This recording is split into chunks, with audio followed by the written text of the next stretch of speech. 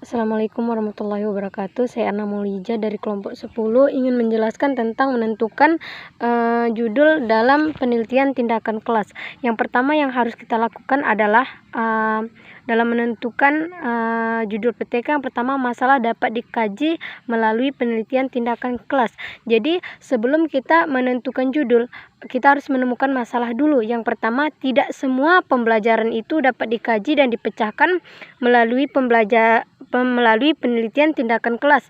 Terlebih dahulu, guru itu harus memilih rasa ketidakpuasan dalam pembelajaran seperti dalam metode atau dalam praktek.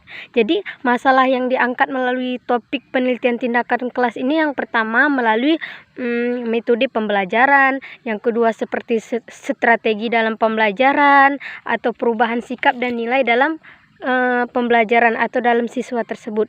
Jadi untuk memudahkan kita dalam memahami masalah dan mengembangkan tema, kita harus berpedoman pada pertanyaan-pertanyaan seperti yang pertama, apa yang terjadi dengan pembelajaran saya? Yang kedua, apa ada masalah tentang pembelajaran saya ini yang dapat dipecahkan?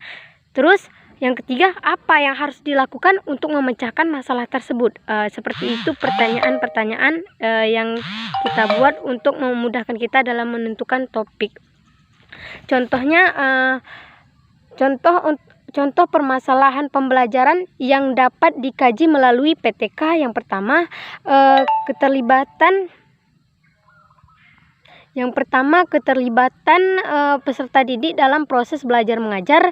Yang kedua, seperti metode, motivasi peserta didik, dan kreativitas dalam belajar. Itu adalah contoh permasalahan pembelajaran yang dapat dijadikan melalui topik penelitian tindakan kelas. Selanjutnya, yang kedua, merasakan adanya masalah. Jadi cara kita untuk merasakan adanya masalah, yang pertama adalah bertanya pada diri kita sendiri tentang proses pembelajaran. Seperti apakah proses pembelajaran yang saya lakukan ini sudah cukup efektif, apakah belum? Selanjutnya yang ketiga, mengidentifikasi masalah. Jadi tahapan untuk mengidentifikasi masalah, yang pertama, masalah yang akan dijadikan topik itu benar-benar muncul dalam pembelajaran yang kita ajarkan. Yang kedua, penting dan bermanfaat untuk memecahkan masalah dalam meningkatkan mutu pembelajaran. Yang keempat, kita melakukan analisis masalah. Jadi setelah kita mengidentifikasi masalah, langkah selanjutnya kita menganalisis masalah. Jadi untuk menentukan tingkat kepentingannya dan dampaknya terhadap pembelajaran. Jadi kita melakukan analisis terlebih dahulu setelah kita mengidentifikasi masalah. Selanjutnya, setelah kita menganalisis masalah, kita lanjut ke langkah selanjutnya, yaitu memilih masalah. Jadi dalam memilih masalah, yang pertama yang harus kita lakukan, masalah itu emang benar-benar faktual, fundamental, dan benar-benar terjadi di dalam proses pembelajaran. Selanjutnya yang B, menentukan judul penelitian tindakan kelas. Yang pertama yang harus kita lakukan itu, sebelum menentukan judul, kita harus mengidentifikasi masalah.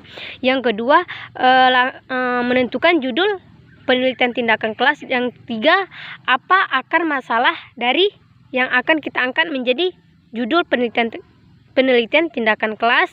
Dan yang keempat, apa akibatnya dan apa analisis yang kita lakukan dan solusinya, dan juga tindakan yang harus kita lakukan. Itu adalah cara untuk menentukan judul penelitian tindakan kelas. Jadi judul sebaiknya dirumuskan dengan singkat dan spesifik, serta mencerminkan permasalahan pokok yang dipecahkan dalam penelitian tindakan kelas. Jadi judul ini harus dipaparkan secara jelas, padat, dan deklaratif. Jadi contoh dalam menentukan judul penelitian kelas yang bisa kita angkat, contohnya yang pertama seperti meningkatkan aktivitas belajar peserta didik melalui penggunaan peta pada pembelajaran pengetahuan sosial. Itu adalah salah satu contoh dalam judul PTK. Jadi dalam judul PTK itu harus memuat yang pertama ada masalah yang kita teliti. Yang kedua, adanya tindakan untuk mengatasi masalah. Yang ketiga, ada subjek lokasi yang spesifik. Sekian, terima kasih. Selanjutnya akan dijelaskan oleh teman saya.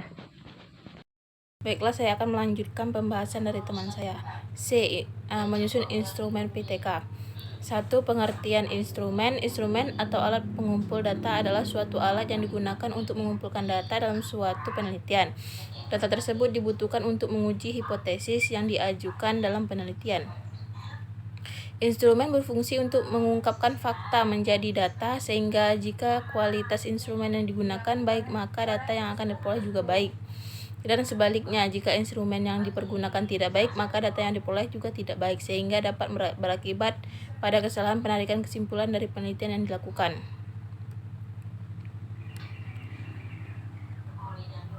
Ada beberapa pedoman atau instrumen penelitian yang dapat digunakan dalam PTK, antara lain: 1. Tes. Instrumen untuk mengumpulkan data prestasi belajar peserta didik, baik melalui tes lisan, tertulis, maupun perbuatan. Adapun beberapa tes instrumen pengumpulan data: yang pertama, tes kepribadian; yang kedua, tes bakat; yang ketiga, tes prestasi; yang keempat, tes intelijensi; yang kelima, tes sikap. Yang kedua, skala sikap. Instrumen untuk mengukur kecenderungan sikap peserta didik terhadap pembelajaran yang diikutinya.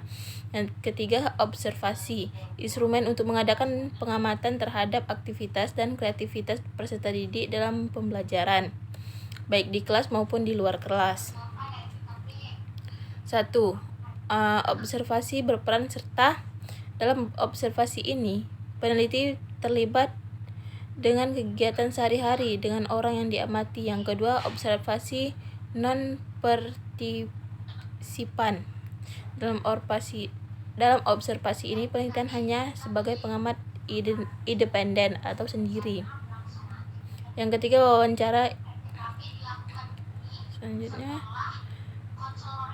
wawancara. Instrumen untuk mengumpulkan data lisan dari sumber data atau subjek penelitian secara langsung. Berdasarkan sifat pertanyaan, wawancara dapat dibedakan atas wawancara instruktur dan wawancara tidak struktur. Wawancara struktur adalah pengumpulan data dengan menggunakan daftar pertanyaan yang tersusun, sedangkan wawancara yang tidak terstruktur itu wawancara yang tidak mempunyai daftar pertanyaan, jadi bebas mau bertanya bagaimana. Selanjutnya, 4. Studi dokumentasi. Instrumen untuk mengumpulkan data tentang peristiwa atau kejadian masa lalu yang telah didokumentasi. Selanjutnya, D. Merumuskan judul PTK. Judul PTK harus tegas tertulis masalah apa yang akan dicari solusinya, maka setelah itu tindakan akan dilakukan sebagai solusi. Selanjutnya, contoh alur menemukan masalah dan judul PTK.